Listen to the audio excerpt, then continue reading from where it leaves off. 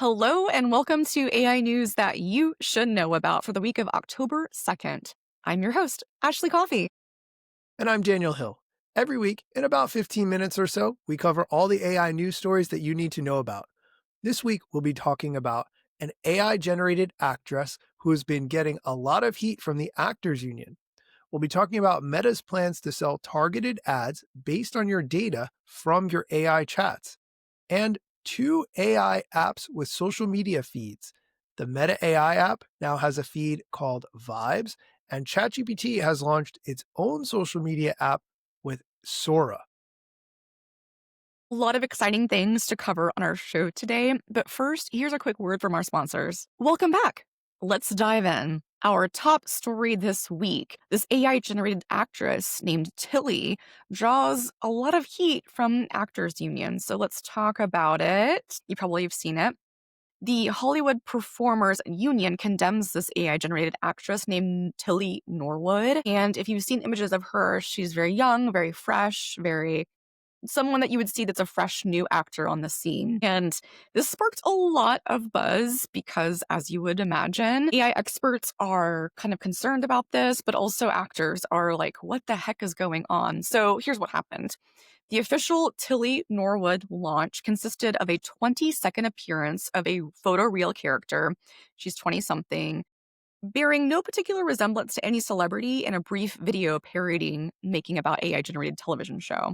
So, this Dutch actor producer is the one that created Tilly Norwood and said during her presentation that the project was starting to turn heads, obviously. So after facing months of boardroom skepticism, talent agents were starting to tell her, quote, we need to do something with you guys, which is interesting. So, nevertheless, the prospect of talent agents suddenly showing interest in AI created figures stirred a denunciation from SAG AFTRA, who represents about 160,000 actors, announcers, and recording artists and stunt performers. So also it was interesting. I saw a comment from someone to say, hey, Hollywood got what they wanted, a young actress that they can always control. And I was like, oh, that's a little on the nose there. What are your thoughts, Daniel? That feels incredibly accurate. Two things. So, first, I think about all the actors and actresses who have reputations for being difficult to work with for whatever reason. They show up to set late, they show up to set inebriated, whatever. Having an AI person in that mix, eliminating the need for a human who can go off the rails or not show up on time is probably a good thing. But having said that, I believe that the strike, whether I think it was 2 years ago, that was part of the actors and writers taking steps to prevent this from happening. So it almost makes me wonder, what was all that fight for, where we didn't have our shows for some time, where a lot of people in California and other places where they make TV shows were picketing and trying to stand up for their rights to protect their futures, to protect their jobs, to protect their income. And it seems like that could potentially be taken away at some point in the near future. Job creation is a really important thing for a lot of people. How do you feed your families? How do you keep your bills paid? AI is tempting to make things cheaper, but at the end of the day, who's even going to pay for these things if the people who would normally have jobs to pay for them no longer can? So I think this is a very interesting story for sure. And it's related too. Like in Oklahoma here, I can spot AI from a mile away. And I've noticed some jewelry companies have started using AI models in their ads for billboards. And I've seen some AI art used for like bus wraps for advertising. So, like, it's definitely in the wild, whether or not you notice it or not. We'll see what happens with this Tilly Norwood actress. Looking forward to see. Me too. Me too. We're going to do something different today, aren't we, Danielle? Yes. First, we are going to talk about Meta's plan to sell targeted ads based on your data in AI chats. And then we'll get into the social media feeds that AI apps are creating. So, first, let's talk about Meta's plans to sell targeted ads based on data in your AI chats. They announced this on Wednesday that they're going to sell targeted ads across all their social media platforms based on what you've been giving their AI products. This is going to start on December 18th. Now, this has long been a plan of Meta's to build detailed profiles of all of its users, whether Facebook, Instagram, WhatsApp, to sell them targeted ads. And they've always offered advertisers a way to do that. But this is the first time that they'll be able to build off that data that they're getting from AI. So if you've written things into Meta's AI, they can now use those things to advertise to you. This also means that Meta may use data from the Meta Ray-Ban smart glasses, including video recordings, pictures, and videos that are analyzed with AI to further target its ad products. There is no way to opt out, according to Meta. Ashley, what are your thoughts on this? Not surprised. I saw this coming from a million miles away. Seriously, though, I actually made a chatbot, a Meta AI chatbot for my business account, Coffee and Consult, and I named it Tech Tips Trixie as like a resource to ask for tech tips and not have to feel ashamed for asking things like, how do I reset my password? Some of the things that people need to ask but are afraid to. And ever since Meta has been really leaning into this chatbot, the usage has like spiked exponentially. I've been getting notifications that it's had like over 5,000 conversations, and I see none of Wow. that. I see none of Wow. that. So the fact that one, I've created and curated a chatbot that interacts with people on my behalf because it's my company, Instagram, and I don't see a single thing of that, but Meta does. That means like I am the producer. That means I am the laborer. I am the person bringing the person to the platform. So I don't know how I feel about that, but in this world, of course, Meta wants to be the first to be able to harvest all that data in meaningful ways using AI. So I'm not surprised. You would think they would let you see the chat so you could make informed decisions about your business and what content to create based off that, but clearly that's a discussion for another time. Yeah, well times. We are going to take a quick break. When we come back, we'll be talking about the AI apps that now have social media feeds from Meta and ChatGPT. Welcome back. Let's continue with our next stories. There are two companies now that have AI apps with social media feeds. Meta's AI app has a feed called Vibes, which is all about creating and sharing short form AI generated videos like TikTok or Instagram Reels, but essentially just 100% AI generated. Additionally, ChatGPT's Additionally, OpenAI has announced ChatGPT's Sora, which is a social media app where users can generate videos of themselves and their friends to share in a TikTok style feed. Now, what's interesting about this is the Sora app has an upload yourself feature called Cameos, which allows users to drop themselves into any Sora generated scenes. If you want your likeness to be part of this app and be able to be used to generate AI videos, you upload a one-time video and audio recording of yourself to verify your identity and give your appearance. What I really like about this OpenAI Cameo feature is you can also share your likeness, your Cameo, with your friends. So you can give others permission to include your likeness in videos that they are generating, including videos of multiple people together. There's more to this story, but let's just pause right here. Ashley, what do you think so far of this concept in general?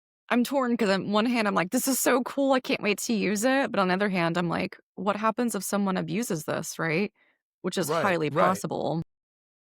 So yesterday I watched a bunch of iJustine videos of how she was using it, and I was like, "This is very fun. It's very entertaining, and it seems to be really, I would say, crisp.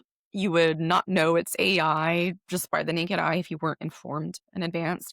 I will say I've seen a combination or a comparison between Google's VO3 and Sora and what that looks like of how it handles physics. And it looks like it's not quite there sophisticated yet on how it handles physics, but I have a feeling it's going to train itself very quickly. But we should do a some kind of collaboration now. I would love to do that. And to me, that's really the interesting part of this Cameo is the ability to create videos with my friends without them physically being there, without us needing to be on a Zoom together, or even if we're creating a skit or something like that. You don't have to come to my house. I don't have to drive to your house. If you agree that I can use your likeness and you're okay with the content before I post it, that we can ask AI to generate that content for us. Is it as fun? No, but we've saved a lot of time and we can generate content faster. So maybe that is different, fun in a different way. I don't know. But I think that's something that is a really good use case. And for someone who's busy or doesn't have time to create content, to be able to do that with others without traveling is a concept that I absolutely love. We're a great use case for that. You're in New Jersey, I'm in Oklahoma. We've always wanted to do some kind of like fun video collaboration together. Yes, it'd be Yes. amazing to be in the same place, but what better way to kind of simulate that and bring some of that to the audience without having to, hop on a plane and but I will be there eventually. We will meet in person eventually. Yes. Now there are some cons about this OpenAI Sora app that I want to get into. So first, there's an OpenAI pre-training researcher named John Hallman, and he said in a post on X, quote, AI-based feeds are scary. I won't deny that I felt some concern when I first learned that we were releasing Sora 2. That said, I think the team did the absolute best job they possibly could in designing a positive experience. We're going to do our best to make sure AI helps and does not hurt humanity. End quote. As we were about to start recording this, I saw that TechCrunch had an article about how this app was now filled with terrifying Sam Altman deepfakes, where people had taken his image, his likeness, his voice, and created content around that. It's very concerning that you could so easily create content with someone else's image, likeness, voice, and people might accept that as real. Obviously, this is not the first time we've seen anything like that, but having a feed that's just AI content gives so much opportunity for this. A lot of cons. Ashley, what are your thoughts? I agree. Like, I would be, as a business owner and a podcaster, I would be terrified if I saw a video floating around of me saying something that I would never say or doing something that I would never do. And that has serious reputational risks, both personally and professionally. So, this is very dangerous territory. So, I would recommend only collaborating with people that you trust and be careful about the people that you collaborate with that you don't know. It's a slippery slope, and a lot of things are coming that we are just not prepared for as a society, and this is one of them. Another one that I heard yesterday is the ability to create like, we're really close to the ability to create designer babies, of take it together and be able to choose the attributes of, "I want a baby to be blonde or have brown eyes and to be a Eventually girl." 6 feet tall or whatever. Yes! Yes, you're right. We're not ready for this. It's kinda wild, but it's happening in real time in front of our eyes. I really hope that OpenAI put in more protections, whatever are necessary to prevent that from happening, that no one can take your likeness based on videos or other, even just people walking around and take a video of them and upload it and be able to use their likeness. So hoping that there are more security measures put in place to prevent that kind of going forward. Me too. That is it for our AI news that you should know about this week. And now, Ashley's tech tip of the week. Wow. Okay. So I've been doing a lot of things lately. Surprise, surprise. And I always like to lean into my technology to help me make more informed decisions, especially when it comes to running a business. So, specifically, what I do is I have my own custom ChatGPT for my business. It's my virtual business manager. I call it my virtual business manager. And how I use it, of course, it's all safe and secure. Nothing is used to train the language learning model of OpenAI. But what I do is I put my client meeting notes, I put my client proposals, my client service agreements in there.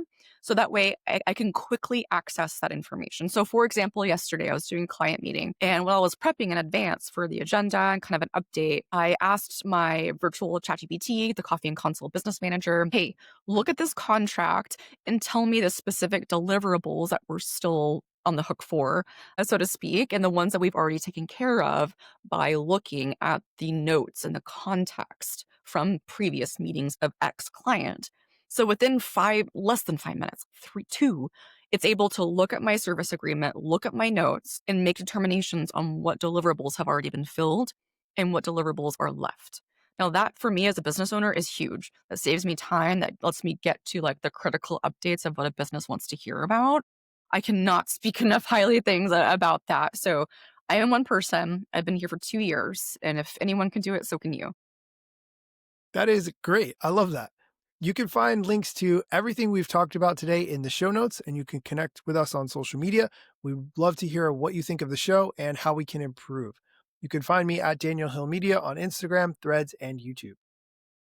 And thank you for listening to today's episode of AI News That You Should Know About. If you want a little bit more tech talk, you can find me on Instagram at AshleyRCoffee89. And you can find my other podcast called Coffee and Code anywhere you get your podcasts, where we demystify emerging technologies by interviewing leaders in the field who are doing cool stuff.